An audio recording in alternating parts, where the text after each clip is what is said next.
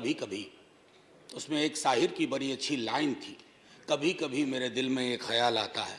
तो बाकी जो आगे है वो नहीं कहूँगा क्योंकि संदर्भ दूसरा है, लेकिन कभी कभी मेरे एक दिल में एक ख्याल आता है कि राजनीतिक जिंदगी में अगर हमारी महामहिम राष्ट्रपति खुद से अपना स्पीच लिखने लगे, अभिभाषण, तो शायद ये स्तुति गान ना होता जो इतने पन्नों का मिला है। अब ये कब होगा सर? ये हमेशा से होता रहा होगा, लेकिन कई चीजें जो हमेशा से होती रही हैं वो अच्छी हो ये आवश्यक नहीं है। क्यों सर? क्योंकि जमीन की हकीकत और अभिभाषण के तथ्य मेल नहीं खाते हैं सर, और ये चिंता का विषय है। मसलन मैं शुरुआत करूं एक छोटी सी चीज से। पैरा 2 कहता है स्थिर सरकार। अरे समाज अस्थिर है तो स्थिर सरकार का क्या करें?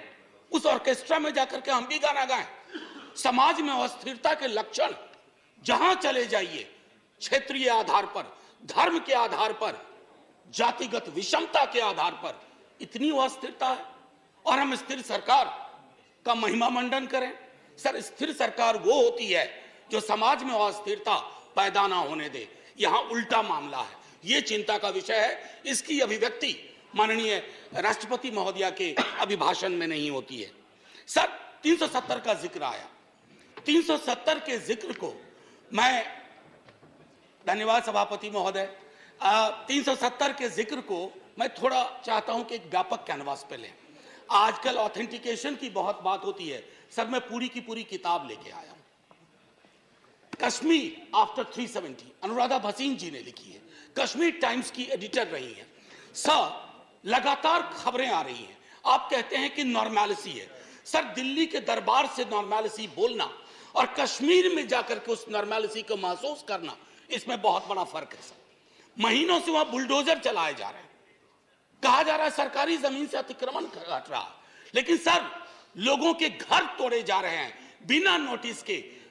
मैं बार बार कहता हूं माननीय सभापति महोदय आपके माध्यम से, सर कश्मीर को जमीन का टुकड़ा ना समझा जाए। जिंदा लोग बसते हैं। जब तक कश्मीरियों का दिल नहीं जीतोगे, कश्मीर का दिल कभी नहीं जीत पाओगे, चाहे आप लाख कोशिश कर लें। सर, भ्रष्टाचार के बारे में भी कहा गया, तो सर मैं तो सोच के आया था कि ऐसी कोई बात ही नहीं बोलूंगा। अचानक आपको देखा और आप आए, बीच में प्रवेश की, एक कहानी याद आई। एक राजा को तोतों का बड़ा शौक था, कारोबारी तोते रखते थे राजा साहब, तोते का बड़ा शौक था। नहीं, आप बताइए, मुझे देखते ही आपको भ्रष्टाचार की क्यों याद आ गई? नहीं सर, भ्रष्टाचार की नहीं, राजा की याद आ गई। इसको क्लैरिफाई कीजिए। सर, राजा की याद आई। We have a distinguished member here from the same fraternity. Sir Raja की याद आई।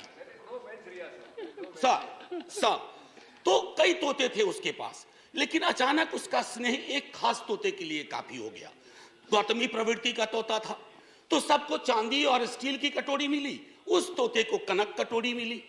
और तोते से राजा सलाह बहुत लिया करते थे, और तोता सलाह भी देता था, भूत भी ठीक करता था, भविष्य की बात भी करता था।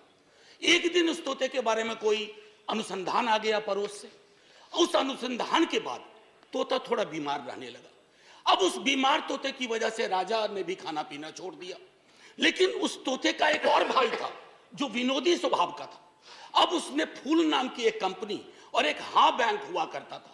हाँ बैंक के 48,000 करोड़ उस तोते ने 1303 करोड़ में केमन आइलैंड पे दे दिया। ये प्राचीन काल की बात है। तो तोता और राजा की कहानी में पिक्चर अभी बाकी है, शेष अगले अंक में, संभवतः बजट में। सर, राष्ट्रपति के अभिभाषण पर विशुद्ध राजनीतिकरण होता है, राजनीतिकरण होनी भी चाहिए। लेकिन सर 2018 से लेकर अब तक जब अभिभाषण में आप कंटेंट एनालिसिस करो तो 43 बार 2014 का जिक्र होता है। सर, इतना तो 1947 का जिक्र नहीं होता जब हम आजाद हुए थे। 2014, ये कौन से इतिहास की समझ विकसित कर रहे हैं कि 2014 से पूर्व इस देश में अंधेरा था और 24 में अगर कुछ और हो गया तो देश में सन्नाटा हो जाएगा। सर, शून्य और सन्नाटे के बीच में सर मैं माननीय सभापति महोदय, टॉलरेंस 1952 में बाबू राजेंद्र प्रसाद, एक बड़ा दिलचस्प किस्सा है कि 2014 की खासियत क्या है। I was elected to parliament in 89. So, एक second. Let's be little decorous. Be little decorous. These snipe swords should not be there. They don't give any dignity to anyone in the house. So we started a decade in 90s. So we used to have MPs, ex-MPs. But there was a new breed during 90s, ex-MPs, AXED. They couldn't complete their term. 9th Lok Sabha was there. Then thereafter we had that situation when we had Indra Kumar Gujral ji, H.D. Devgowda ji, and also Atal Bihari Vajpayee ji for 2 terms. So that particular phase of 30 years where the country had coalition governance came to an end in 2014. That was the reason. Sir, एक second. Sir, Jairam ji. Acha, I said AXED.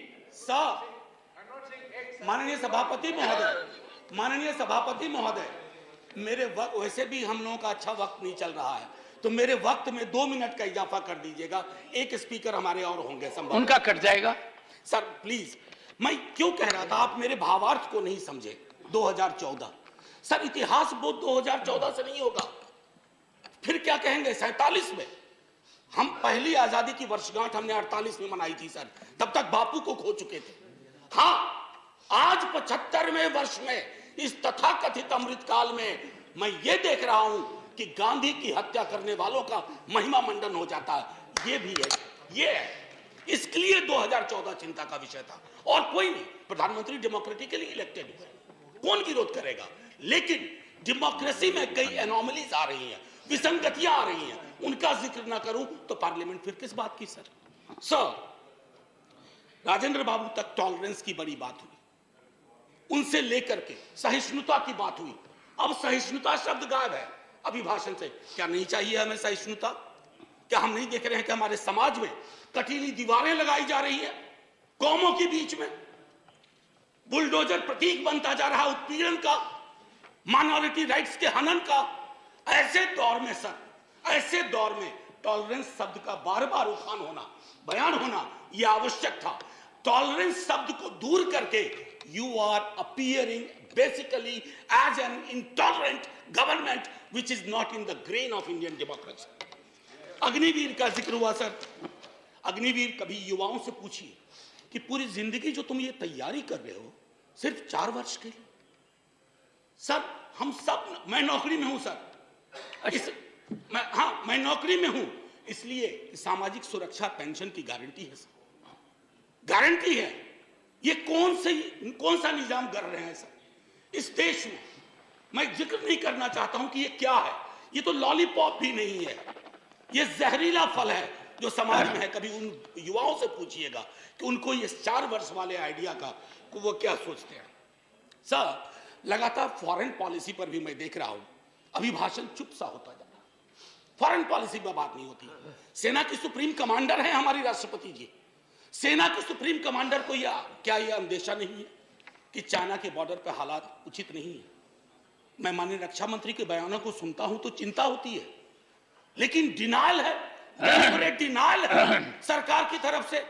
एक पड़ोसी के लिए तो लाल आंख निकाल देते हैं, दूसरे पड़ोसी के नाम पर आप चुप हो जाते हैं। Honorable member, security is a very sensitive subject, and you are a professor. We expect such a subject to be taken up very seriously, and let it not be usual discourse. Go ahead. Sir, I am a student of political science and history. In 1962, when India was at war with China, we had debated that in this parliament. Sir, national security, definition of national security is not the core prerogative of the ruling party. We are equally concerned. और मैं तो कहूंगा कि तराजू उठा लो ना भाई, आविष्कार करवा लो किसके अंदर कितना पेट्रियोटिज्म है, पता चल जाएगा हकीकत क्या है और फसाना क्या है, अफसाना क्या है। ये मैं कहना चाहता था। सर, लगातार बीते वर्षों में अगर मैं कहूं फिलिस्तीन का जिक्र हुआ करता था। हमारे सारे प्रेसिडेंट वाजपेयी जी के टाइम तक फिलिस्तीन पे चुप हो गए। काहे को? क्या वजह है?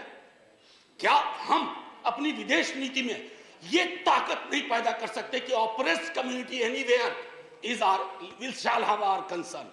कितना बदल गए हम सर। मैं जानता हूं हिंदुस्तान के नजरिए से देखिए, लेकिन हिंदुस्तान की नजर मत बदलवाइए। जो 47 में नींव रखी थी गई थी, उस नींव को मत हिलाइए। उस नींव को हिला दीजिएगा तो पार्लियामेंट की बिल्डिंग भी ढा ढा के गिर जाएगी। ये चिंता का विषय है सर। जुडिशियरी, उसके बारे में भी जिक्र था। जुडिशियरी पर आजकल मैं देख रहा हूं 2 चम्मच सुबह 2 चम्मच शाम के हिसाब से बयान आते रहते हैं सरकार की ओर से। साहब हम सब जानते हैं कि जुडिशियरी में रिप्रेजेंटेशन होना चाहिए। हमारा दल राष्ट्रीय जनता दल और हमारे नेता लगातार कहते रहे कि वंचित समाज SC ST OBC का जब तक प्रतिनिधित्व नहीं होगा, न्यायपालिका और न्यायालय दूर रहेंगे हमसे। लेकिन सर मामला अब बेसिक स्ट्रक्चर पर आ गया और बयान ऐसे आ रहे हैं जिनको ना मौलिक की समझ न संरचना की समझ। बेसिक स्ट्रक्चर पर मैं तो और किसी को नहीं कहूंगा, आप आडवाणी जी को देख लीजिए, उनको पढ़ लीजिए, पता चल जाएगा। माननीय प्रेसिडेंट साहिबा के बयान में जातिगत बहुत बातें हुई, SC ST OBC। सर पूरे देश में एक लहर चल रही है जातिगत जनगणना की। आपके भी लोग अब बोलने लगे हैं सत्ता पक्ष के। सर मैं 12वें मिनट पे खत्म कर दूंगा, हालांकि 2 मिनट आपको जोड़ना भी था सर, माफी के साथ। मैं सिर्फ ये कहना चाहूंगा सर कि जातिगत जनगणना के लिए सरकार आपका कोई नुकसान नहीं होगा। मैं आपको यकीन दिलाता हूं थोड़ा फायदा होगा। हकीकत देखिए कौन कहां खड़ा है, इसलिए बिहार में हम सर्वेक्षण करवा रहे हैं। प्रेरणा लीजिए ताकि जिनका हक, जिन जो वंचित रहे हैं, अब ब्लास्ट फ्रॉम द पास्ट अक्सर आता है, नाम बदलो नाम बदलो। डेली पार्लियामेंट के बाहर कोई पूछता है आज वो फलाना का नाम बदल रहा है। मैंने कहा यार पीस मिल में क्यों करते हो, खुदरा खुदरा कर रहे हो, थोक में करो, थोक में करो। अभी मंत्रिमंडल का विस्तार शायद होगा, एक मंत्रिमंडल बनाओ, नाम बदलो मंत्रालय, एक साथ बैठ करके एक बार में हिसाब कर दो। अरे साहब नाम बदलने से इतिहास बदलता ना, तो नाम बदलने वाले खुद बदल गए, इतिहास नहीं बदला। हड़प्पा की सभ्यता से लेकर जो कुछ आज तक हुआ इस मुल्क में वो हमारी धमनियों में है, किसी को कमतर मत दिखाइए। और रही बात मुगलों की, आपके अंदर तो एक बहुत बड़ा मुगल है, वो भी बिल्डिंग बनाने का शौकीन था, अभी बहुत शौकीन है। खैर एनीवे सर, मैं आखिरी टिप्पणी ये करूंगा आपके समक्ष सर, बिना नाम बताए बता रहा हूं। हम सबल केंद्र चाहते हैं, लेकिन केंद्र की सबलता संविधान से आती है, किसी दल के सत्ता पर एक अधिकार से नहीं आती। यदि केंद्र का व्यवहार न्यायपूर्ण नहीं रहा, यदि दलगत आधार पर प्रदेशों के साथ भेदभाव या पक्षपात किया गया, तो प्रदेशों में केंद्र विरोधी भावनाएं जन्म लेंगी। मैं नहीं सर, अटल जी 74 का भाषण। बस सर आखिरी, कुछ मित्रों ने इसे अनावश्यक कर्मकांड यानी इस बहस को कर्मकांड का, मुझे तो यह सारा दृश्य प्रहसन सा प्रतीत होता है। राष्ट्रपति का अभिभाषण ही नहीं, इस पर होने वाली यह चर्चा करने वाला यह सदन, यह संसद कुछ अर्थों में बेमानी, व्यर्थ, जन जीवन से कटा हुआ। मैं नहीं, अटल जी, ये हमारे लिए आईना होना चाहिए। सर आखिरी सर, एक जय हिंद तो बोलने दीजिए सर, जय हिंद बोल देने दीजिए, 2 मिनट मेरा जोड़ना भी है आपका। सर मैं सिर्फ ये कहूंगा, जय हिंद बोलने से पहले सर ये अवसर होते हैं, सदन में जितने लोग हैं मैं सबका शुक्रिया अदा करता हूं, लेकिन लोकतंत्र नहीं बचेगा ना सर, तो सिर्फ अगर तंत्र बच गया तो कुछ बचेगा नहीं।